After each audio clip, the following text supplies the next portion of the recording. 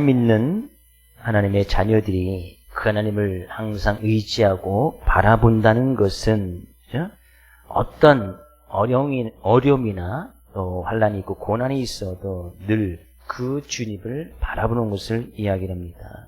늘 해를 바라보는 해바라기처럼 날씨가 좋아도 날씨가 나빠도 날씨가 흐려도 또 날씨가 맑아도 어려움이 있어도 힘들어도 늘 해바라기는 그 해를 바라본단 말이죠.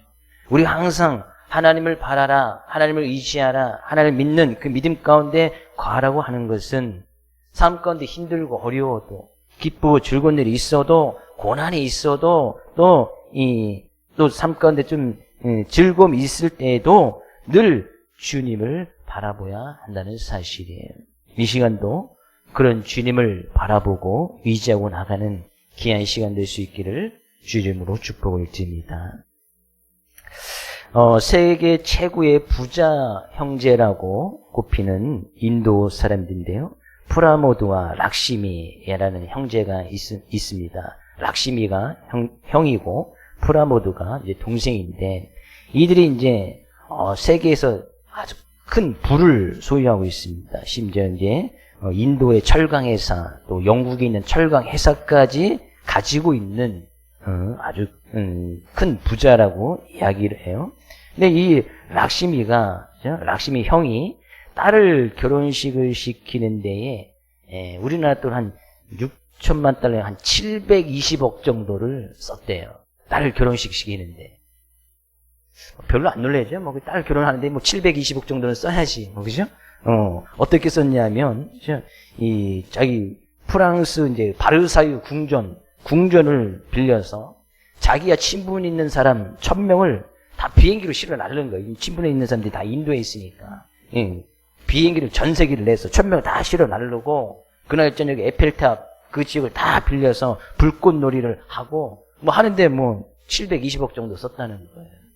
근데 이 형제가 돈독하냐? 그렇지 않다는 거예요. 늘 이제 경쟁하고 늘 싸움을 합니다. 근데 서로가 이제 최고 이제 어떤 철강에서도 있고 하여튼 많은 부를 가지고 있다 보니까 늘 경쟁하는 거예요. 그러니까 자기 동생이 자기 딸도 이제 결혼을 시켜야 되는데 2012년에 자기 딸을 결혼시켜야 되는데 형이 딸을 결혼시킬 때 720억을 썼으니까 자기는 그게 질 수가 없는 거예요. 그래서 이 동생 프라모드가 딸을 결혼식을 시키는 데에 986억을 썼다는 거예요. 어떻게 썼는지 잘 모르겠어요. 하여튼 스페인에서 무게 60kg짜리 6층 높이던 건물로 6층 정도 되는 높이의 케이크를 주문하고 그런 케이크가 있는지도 모르겠어요. 그 아파트 6층 되는 높이의 케이크를 주문을 하고 3일 동안 결혼식을 하고 하여튼 초합판의 결혼식을 치렀단 말이죠. 그래서 형이 뭘 사면 자기도 그 앞에다 또 뭘 사고 근데 형에게 지기를 쓰면서 늘 싸움을 하는 거예요. 근데 중요한 것은 이 동생이었던 프라모드가 얼마 전에 파산 선고를 합니다. 파산 선고를 해요. 근데 그가 이제 어떤 투자했던 회사가 어떤 이제 이 불법적인 기업이었고 거기 이제 같이 억류에 되어져서 이제 거기 복잡한 산이 있겠지만 자기가 빚이 한 1조 정도를 갚지 못해서 파산이 난 거예요. 근데 형이 지금 도와줄 것이라고 생각하는데 형이 절대 도와주지 않습니다. 늘 경쟁 가운데 있고 늘 싸움을 하다 보니까 서로 간에 이제 재물을 더 모으려고 하고 서로 경쟁해서 자기가 700억 쓰면 난 800억, 900억 쓰고 자기가 철강에서 가지면 자기도 철강에서 가져야 되고 그래서 이 동생이 한때는 북한에 가서도 이 북철강 광산의 철강을 개발하기 위해서 북한에도 방문했던 사람이 프라모드라고 해요. 근데 파산 선고가 난 거예요. 결국에 이 동생이 파산 선고를 할 수밖에 없었던 것은 늘 경쟁하고 싸우다 보니까 재산이 자기가 가진 재산이 12조래. 12조. 개인 재산이 12조예요. 그럼 회사는 더 이루 말할 것도 없겠지요. 근데 겨우 1조 정도의 빚을 갚지 못해서 파산 선고가 났다는 거예요. 늘 싸움하고 다투다 보면 그가 아무리 많은 부를 가지고 있고 아무리 이 경쟁력이 있고 힘이 있다 할지라도 결국엔 그것이 자기 자신을 지켜주지 못하더라는 거예요. 늘 다툼과 싸움이 있다 보면 그런 거예요. 네, 우리도 이 세상을 살아가면서 하나님의 자녀로서 우리는 늘 싸움을 해야 됩니다. 이 형제들은 결국엔 재물 때문에 싸웠지만 재물을 누가 더 많이 소유하고 어떻게 더 많은 사람들이 과시할까 그 문제로 싸웠지만 믿는 사람들도 이 세상을 살아가야 되는 데서 늘 싸움을 해야 되는데 우리는 그것을 갖다 영적인 싸움이라고 이야기를 해요. 영적인 싸움. 영적인 싸움이라는 것은 우리의 믿음을 제대로 지키지 못하게 하는 늘 방해자들이 있다는 것이죠. 사단이 있고 마귀가 있고 또 우리가 당하는 이런 시험이나 환난들이 때로는 우리가 하나님을 온전히 바라보지 못하게끔 만드는 그런 일들이 있다는 거예요. 근데 그 가운데서도 우리가 온전히 하나님을 의지하고 바라볼 수 있는 그 싸움을 해야 된다는 거예요. 이것이 바로 영적인 싸움이에요. 이 영적인 싸움 가운데서는 이 죄와하고도 늘 싸워야 되는데 이 죄라는 것이 곧 하나님을 바라보지 못하게끔 하는 거 아니겠어요? 죄라는 것은 곧 하나님이 없어도 살 수 있다라고 하는 것이 다 죄란 말이죠. 이 죄와는 싸우되 피 흘리기까지 싸워서 대항해서 그 죄를 이겨 나가야 된다는 거예요. 이것이 바로 영적인 싸움이에요. 우리는 이 영적인 싸움에서 승리하면서 그 주님을 온전히 의지하고 나가야 할 줄로 믿습니다. 그래서 12절 말씀 이야기하는 거예요. 믿음의 선한 싸움을 싸우라. 우리의 싸움은 형제들 간에 싸워서도 안 되고 부부 간에 싸움 해서도 안 되고 성도들 간에 싸움이 있어서도 안 되겠지만 우리가 진정으로 싸워서 이길 대상은 믿음의 선한 싸움을 싸워서 그 믿음을 올바로 지키지 못하게끔 하는 죄와 사단 마귀의 유혹에서 반드시 싸워서 승리하면서 나가야 한다는 사실이에요. 그런 믿음이 이 시간 하나님의 놀라운 은혜로 우리의 삶 가운데 충만히 채워질 수 있기를 주의 이름으로 축복을 드립니다. 왜 우리는 그 싸움을 싸우면서 이겨나가야 되느냐? 우리 자신이 어떤 사람인지 먼저 잘 알아야 되지요. 11절 말씀 이야기하네요. 오직 너 하나님의 사람아. 하나님의 사람은 하나님께 속해 있는 사람.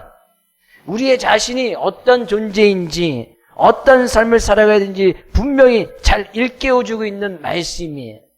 하나님의 사람, 하나님에 속해 있는 사람, 하나님의 자녀, 하나님의 백성, 하나님의 놀라운 은혜로 말미암아 구원을 받은 믿는 우리들을 이야기하는 거예요.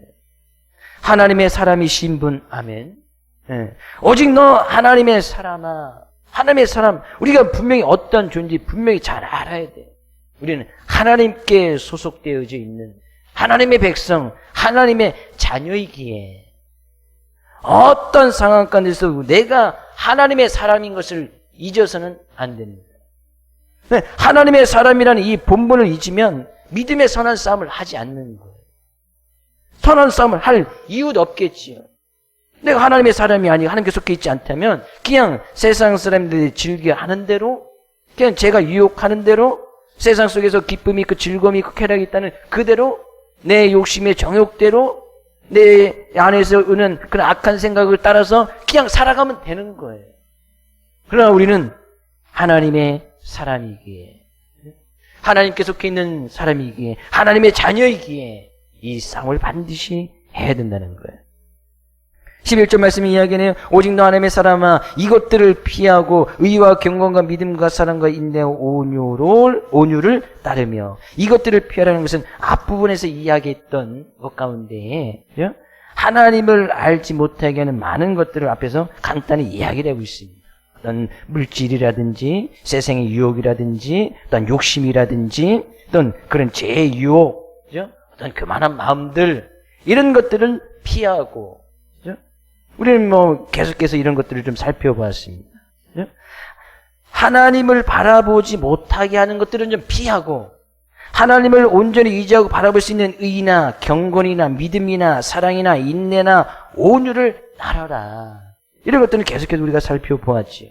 진정한 하나님의 의가 무엇인지, 하나님의 경건한 모습으로 하나님을 예배하는 것이 무엇인지, 우리의 믿음이 무엇이고, 가장 좋은 사랑은 무엇이고, 우리가 그 믿음을 지켜나갈 때 인내하면서 나갈 그 인내의 모습은 무엇이며, 우리의 삶 가운데 온유한 모습, 주님의 마음, 주님께서 친히 나는 마음이 온유하니 주님의 마음을 닮아가려 했던 그 온유한 것이 무엇인지 그것을 따르라는 거예요. 이것이 바로 믿음의 선한 싸움이에요. 하나님을 바라보지 못하게 하는 것들은 피하고, 하나님을 온전히 의지할 수 있는 하나님의 성품은 그것은 따르고, 이것이 바로 싸움을 하는 거예요. 우리는 늘 이 싸움을 하는 것이죠. 근데 이것에는 내가 무엇을 피해야 되고 무엇을 따라야 되는지, 여기 정말 지혜가 필요한 거예요. 내가 잘못된 것을 따라가는데 이것이 잘못된 것인지도 모르고 그것을 따라간다면 지혜가 없는 것이지. 뭐 쉽게 우리 속담에서도 똥이 무엇을 피합니까? 똥은 무서워서 피하는 것이 아니에요. 그냥 더러우니까 피하는 거예요. 근데 그것이 더러운지도 모르고 그냥 그것을, 똥이 눈앞에 보이는데도 그것을 밟고 지나가는 사람은 없을 거예요. 정말 어리석은 사람이겠지. 뭐 더러워서 피한단 말이에요. 근데 그것이 보이는 거예요. 아, 이건 더러운 거니까 피해가면, 한 발짝만 피해가면 되는 거예요. 조금 돌아가면 된단 말이죠. 근데 이것이 잘 보이는 것이 지혜다. 하나님을 바라보지 못하게 하는 그런 재물의 욕심, 탐욕, 교만, 돈을 사랑하는 것, 그것이 악한 모습을 이끌어가는 것이기에 그런 것들을 좀 피하고, 하나님을 온전히 바라볼 수 있고 의지하고 나갈 수 있는 하나님의 성품을 닮아갈 수 있는 그런 모습은 따르고, 이것이 잘 구별될 수 있기를 주의 이름으로 축복을 드립니다. 우리의 인생의 길 앞에 멸망이 있고 생명이 딱 놓여져 있다면 우린 다 생명의 길을 따라갈 거예요. 누가 봐도 그 길 가면 멸망의 길이야. 근데 그 멸망의 길을 가는데 그 길은 너무나 넓고 쉽게 편한 길이에요. 그러니까 사람들이 넓고 편한 길을 막 따라가는 거예요. 근데 그 길 끝에는 멸망이라는 것이 딱 놓여져 있어. 근데 우리가 걸어가는 이 길은 좁고 협착해서 찾는 사람들이 별로 없어. 왜? 힘들고 어렵기 때문이죠. 좁고 협착한 길을 가려면 너무나 힘든 길 아니겠어요. 근데 그러다 보니까 찾는 사람이 별로 없는 거예요. 근데 그 길 끝에는 생명이 놓여져 있어요.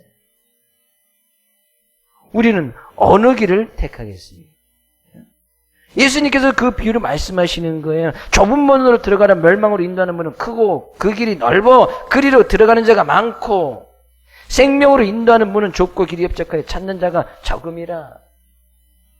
우리 인생의 길 끝에 멸망이 보이고 생명이 딱 보인다면 생명의 길을 분명히 택하면서 나가겠지요. 이것이 지혜란 말이죠. 근데 이것이 보이지 않는 거예요. 단순히 내 눈 앞에 딱 보이는 넓고 편안한 길, 많은 사람들이 따라가는 그 길, 좁고 협착한 길, 누가 봐도 그 길은 사람들이 잘 찾지 않는 그 길, 눈앞에 보이는 그것만 딱 보고 따른다면 많은 사람들이 좀 편하게 넓은 길, 평탄한 길을 놔두고 좁고 협착한 길을 가. 많은 사람이 다 우르르 가니까 뭐 다수결에 거치게 해서 많은 사람들이 가니까 이곳에 뭔가 있겠다 싶어서 그냥 뭐 이것저것 재보지도 않고 그 길 끝에 무엇이 있는지 보지도 못하고 그냥 많은 사람들이 그냥 쭉 따라가는 거예요. 피할 것은 피하고 따를 것은 분명히 따라야 된다는 거죠. 거기에 분명한 하나님의 놀라운 능력이 거기서 나타나는 거예요. 예수님의 말씀은 좁고 협착한 길을 따라가라 이야기하네. 곧 예수님께서 하신 그 말씀을 따라가라 이야기하네. 그 말씀 안에는 능력이 있고 힘이 있기 때문에 우리의 삶의 힘과 능력은 곧 말씀대로 행할 때, 말씀대로 좁고 협착한 길을 따라갈 때 거기에 비로소 힘과 능력이 거기서 나온단 말이에요. 언제든지 주님을 바라보고 의지하라. 우리가 그 주님을 바라보지 못하는 그런 수많은 어려움과 삶의 처지와 환경 속에서도 그 말씀을 의지해서 주님을 바라보고 나갈 때 거기에서 힘과 능력이 바로 거기에서 나오는 거예요. 왜? 하나님 우리의 힘이시고 능력이시니까. 우리의 힘과 능력으로 이 당하고 있는 어려움이나 환난이나 죄의 유혹과 싸워서 이기려고 하면 우리는 결코 그것을 이길 수가 없습니다. 우리의 힘으로 어떻게 죄의 유혹을 이길 수 있습니까? 우리가 가지고 있는 능력으로 인간적인 이성과 인간이 가지고 있는 그 지혜로 사단 마귀의 계계와 전략과 사단의 지혜들을 이길 수가 없단 말이에요. 얼마나 사단이 간교한지. 심지어 이 사단이 얼마나 간교한지 하나님께서 처음 만드신 아담과 하와를 찾아가서 유혹하는 거 아니겠어요? 하나님께서 처음 가장 아름답게 지으신 그 아담과 하와를 찾아가서 사단이 거기 가서 유혹을 하는 거예요. 근데 그들이 넘어가는 거예요. 얼마나 간교해. 전략이 너무나 뛰어나단 말이죠. 사단이 가지고 있는 전술들은 우리가 가지고 있는 생각, 그것을 훨씬 더 뛰어넘는 거예요. 그래서 우리가 그 하나님을 온전히 의지하지 않고는, 그 하나님의 힘과 능력과 그 하나님께 주신 지혜를 가지지 않고서는 이 선한 싸움을 싸울 수도 없고 사단의 유혹에, 제 유혹에 이겨 나갈 수 없다 그런 얘기예요. 그래서 하나님의 말씀을 지키고 그 말씀을 따라가는 거기에서 힘과 능력이 나온다는 사실이에요. 그 하나님의 말씀을 따라가 말씀 앞에 순종하여서 하나님이 주신 힘과 능력을 의지하면서 살아갈 수 있는 여러분 될 수 있기를 주의 이름으로 축복을 드립니다. 네, 이 싸움은 언제까지 우리가 싸워야 되는지 분명히 14절 말씀은 이야기를 하네요. 우리 주 예수 그리스도께서 나타나실 때까지 흠도 없고 책망받을 것이 없이 이 명령을 지키라. 믿음의 선한 싸움은 언제까지 하는 거예요? 주 예수 그리스도가 나타나실 때까지, 예수님께서 다시 이 세상에 오실 때까지, 그때까지만 싸우면 되는 거예요. 이 믿음의 선한 싸움은 우리가 주님 앞에 서는 그때까지, 아니면 그 이전에 주님께서 이 세상에 오신다면 그때까지 이 명령의 말씀을 지켜 순종하고 나아가면 된다. 주님께서는 그렇게 우리가 이 세상에 믿음의 선한 싸움을 싸워서 믿음이라는 것이 무엇인지, 사랑은 무엇인지, 경건의 모습은 무엇인지, 우리가 오래 참고 인내하는 모습이 무엇인지, 그 믿음의 싸움을 싸우기 위해서 우리를 부르셨다고 이야기를 해요. 12절 다시 한번 볼까요? 믿음의 선한 싸움을 싸우라. 영생을 취하라. 이를 위하여 내가 부르심을 받았고 많은 증인 앞에서 선한 증언을 하였도다. 이 믿음의 선한 싸움을 싸우기 위해서 우리가 부르심을 받았다는 거예요. 그럼 하나님께서 우리를 부르신 이유는 이 세상을 살아가면서 믿음의 선한 싸움을 싸우게 하기 위해서 우리를 불러주셨다는 거예요. 그럼 우리는 이 세상을 살아가면서 주님의 나타나심을 소망하고 기대하면서 그때까지 믿음의 선한 싸움을 싸워야 된다는 거예요. 우리를 부르신 부르심의 이유 중에 하나가 하나님의 사람으로서, 하나님의 자녀로서, 하나님의 백성으로서 우리를 부르신 그 부르심의 이유 중에 하나가 믿음의 선한 싸움을 싸워서 참된 믿음은 무엇인지, 온전히 하나님을 믿고 나가는 하나님의 자녀의 삶의 모습은 무엇인지 그 삶을 보여주라는 거예요. 삶 가운데 기쁨과 즐거움이 있을 때 하나님을 의지하는 거 누구나 다 아는 거예요. 어려움이 지금 계속되고 고난 가운데 있을 때 과연 이 코로나19이라는 이 환난과 어려움이 언제 그칠지 우리는 아무도 모릅니다. 이 전문가들도 예상이 다 다르니까 처음에 시작할 때는 올해 말쯤, 근데 지금은 그렇지 않아요. 내년, 심지어 어떤 사람들은 후년까지도 이 상황이 계속 반복적으로 계속 이루어져 나갈 수도 있다라고도 이야기하는 사람도 있어요. 언제 그칠지 아무도 모르는 거예요. 어떤 상황이 계속해서 이어질지, 또 이것이 끝나고 나면 코로나19 발생했으니까 또 다른 질병이나 어려움들이 왜 또 오지 않겠습니까? 그런 상황 가운데서도 우리는 믿음을 의지해서 믿음의 반석에 굳건히 있어 그 하나님을 온전히 바라보고 의지하고 나가는지 그것을 보여주려는 거예요. 아, 믿음의 선한 싸움은 저렇게 싸우는 것이구나. 믿음을 지켜나가기 위해서 살아가는 것이 바로 저런 모습이구나 라고 보여주게끔 하기 위해서 우리를 불러주셨다는 거예요. 그럼 그 부르심에 맞게끔 살아가야 되는 것이 하나님의 사람, 하나님의 자녀된 우리의 모습 아니겠습니까? 하나님께서 우리를 부르신 그 부르심에 합당하게 살아나갈 수 있기를 주의 이름으로 축복을 드립니다. 그리스도께서 다시 나타내실 그때까지 이 명령이라고 분명히 이야기를 하고 있어요. 피하고 따르고 믿음의 선한 싸움을 싸우라. 싸워도 되고 안 싸워도 되는 것이 아니고 분명히 싸우라고 명령이라고 이야기를 하고 있어요. 명령은 반드시 지켜야 되는 거예요. 이 명령을 잘 지켜나갈 수 있기를 주의 이름으로 축복을 드립니다. 근데 이것이 우리의 힘과 능력으로는 되지 않으니까 하나님께서 도와주시겠다는 거예요. 그 하나님이 어떤 분이신지 15절 16절 말씀 이야기하네요. 우리의 힘이 되시고 능력이 되신 그 하나님의 성품에 대해서 잘 이야기를 하고 있습니다. 15절 16절 기약이 이르면 하나님이 그의 나타내심을 보이시리니, 그죠? 반드시 주님께서 재림하실 그때가 반드시 있을 것이라는 것이죠. 근데 하나님의 약속의 말씀이고 예수님께 친히 말씀하셨던 거예요. 그때까지 우리는 이 명령을 잘 지키고 나가면 하나님은 복되시고 유일하신 주권자시며 만왕의 왕이시며 만주의 주시요 오직 그에게만 죽지 아니함이 있고 가까이 가지 못할 빛에 거하시고 어떤 사람도 보지 못하였고 또 볼 수 없는 이시니 오직 그에게만 존귀와 영원한 권능이 돌지어다. 하나님이 어떤 분이신지 분명히 말씀하고 있네요. 하나님은 결국에 하나님은 복되시니 우리의 인생의 진정한 복이 무엇인지 그 복을 허락하여 주시는 분은 하나님이시니까. 믿으십니까? 그 하나님을 바라보고 의지하고 나가라는 거예요. 네? 하나님은 복되실 뿐만 아니라 유일하신 주권자시요. 우리의 인생의 모든 것을 주관하고 다스리시는 그분이 오직 하나님이라는 거예요. 그래서 하나님은 창조주 하나님이라고 이야기하는 것은 창조주 하나님인 것은 이 세상 모든 것을 창조하셨을 뿐만 아니라 주관하고 다스리시는 섭리주 하나님이시다 그런 얘기예요. 그 하나님은 만왕의 왕이시고 만주의 주시요. 그 하나님은 진정 우리가 섬겨 나가야 될 만왕의 왕, 만주의 주, 이 세상의 주인이시고 이 세상의 진정 존귀와 영광을 받으실 왕의 모습이 바로 그 하나님이라는 거예요. 근데 그 하나님이 우리 아버지시고 우리는 그 하나님의 사람이에요.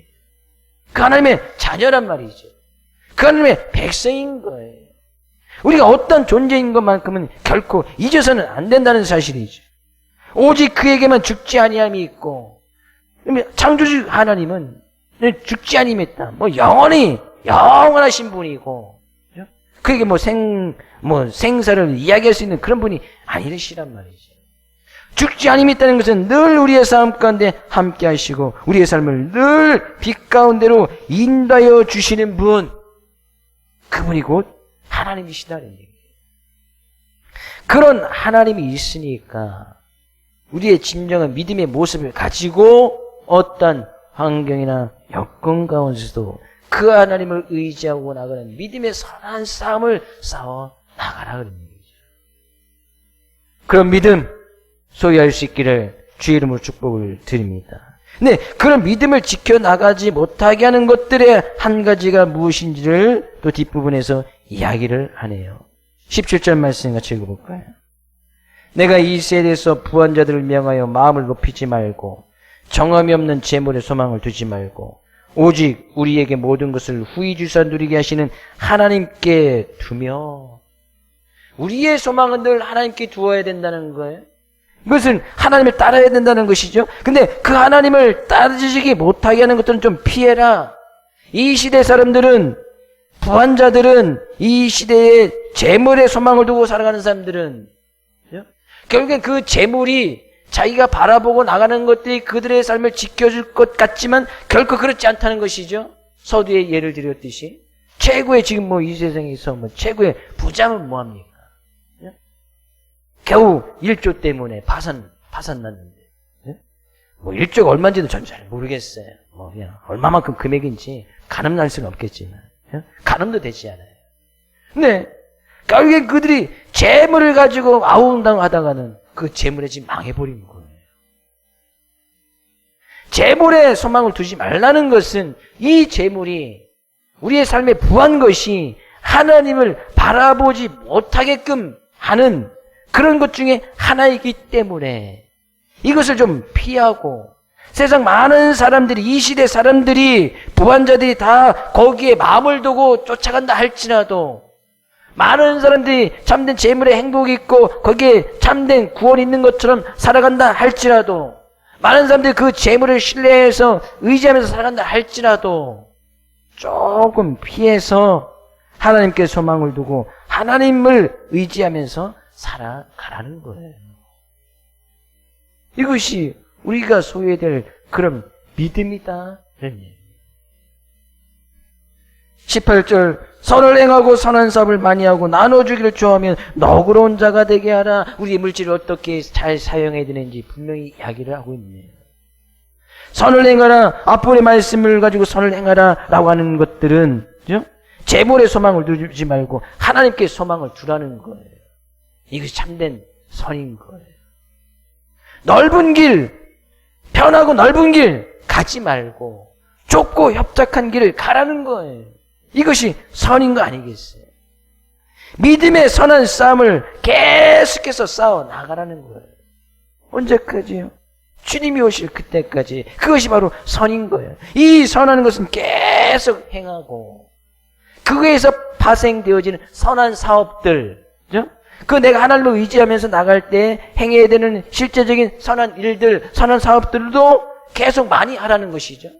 그건 선을 행하면서 우리가 그 주님을 바라보고 나면서 주님의 말씀을 따라가다 보면 거기에 따라 삶 가운데 분명히 행해야 될 일들이 많이 있습니다.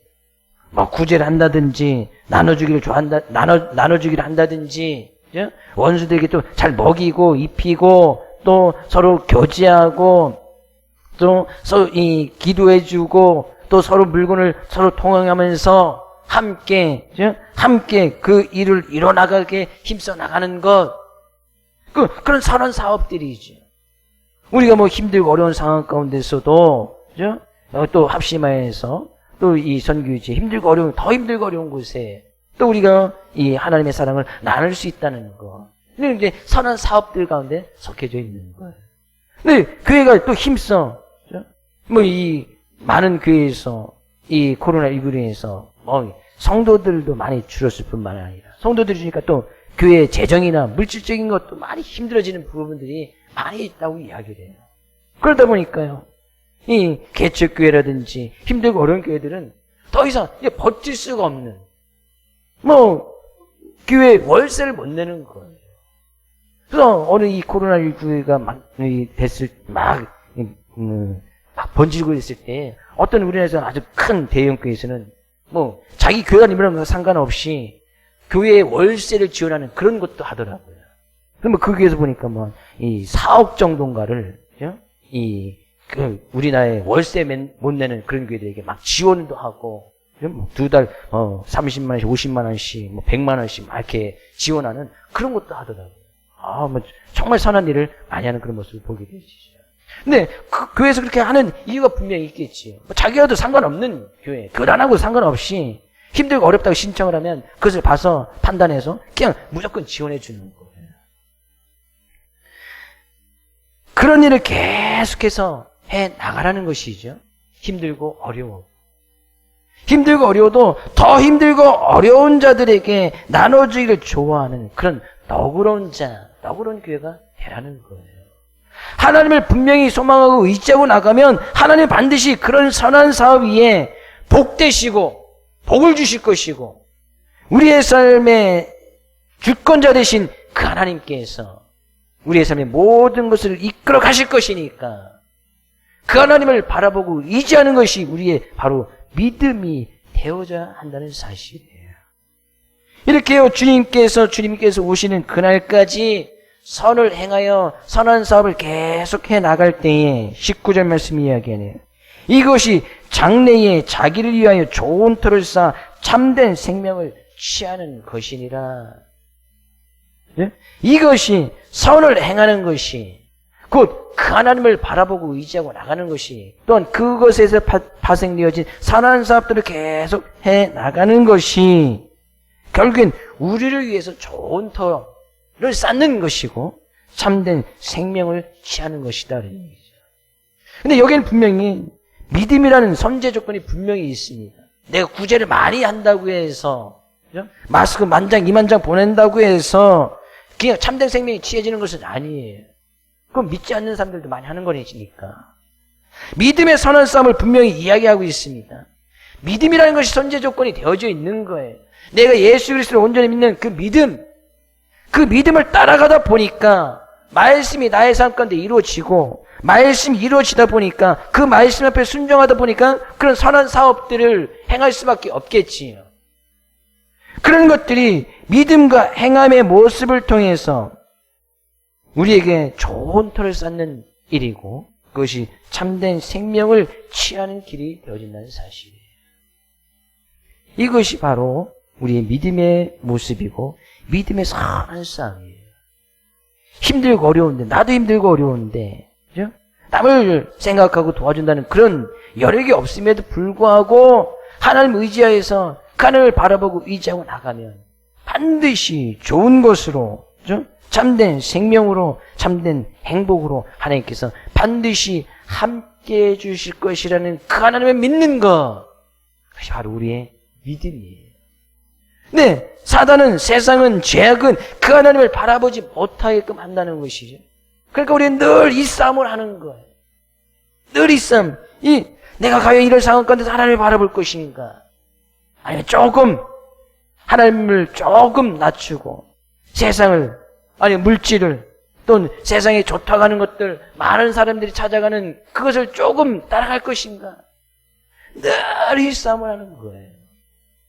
바울사도도 이것이 평생의 삶 가운데 이루어지고 있습니다. 그래서 자기는 나는 곤고한 사람이로다. 늘 이 싸움 속에서 늘 고민하는 거예요. 과연 무엇을 따라가야 되냐? 무엇을 쫓아서 살아가야 되느냐? 과연 무엇이 하나님을 의지하고 하나님의 선을 쫓아서 내 믿음을 지켜나가는 것이냐? 근데 자기 안에서는 늘 그렇게 하지 못하는 것들이 늘 올라오고 주변의 환경이나 어려움들이 그 하나님을 바라보지 못하게끔 많은 환경들 어려움들이 있는 거예요. 감옥에 갇히는 일들, 돌에 맞는 일들, 그죠? 때로는 배를 타고 가서 풍랑을 만나고 돌에 맞는 일들 그런 가운데서도 하나님을 의지하지 못하게 하는 그런 시험과 환난이 너무나 많이 있는 거예요. 그래서 자기는 곤고한 사람. 이 사망에 있는 불선 누가 나를 건져내랴. 바울사도가 늘 고민했다는 거예요. 늘 믿음의 선한 싸움을 싸웠다는 것이죠. 이 싸움이 우리의 싸움이 되어져야 되고 그러나 하나님께서는 너 이렇게 싸워라 라고 그냥 내버려 두는 것이 아니라 우리가 이 믿음의 선한 싸움을 싸워 나갈 때에 우리의 힘과 능력으로는 부족하니 하나님께서 힘이 되어주시고 능력이 되어주셔서 반드시 이 싸움에서 승리할 수 있도록 하나님께서는 인도해주신다는 사실입니다. 오늘도 이 말씀 의지하여 하나님의 사람, 하나님의 자녀, 하나님의 백성들은 믿음의 선한 싸움을 이번 한 주간도 싸워서 승리해야 될 줄로 믿습니다.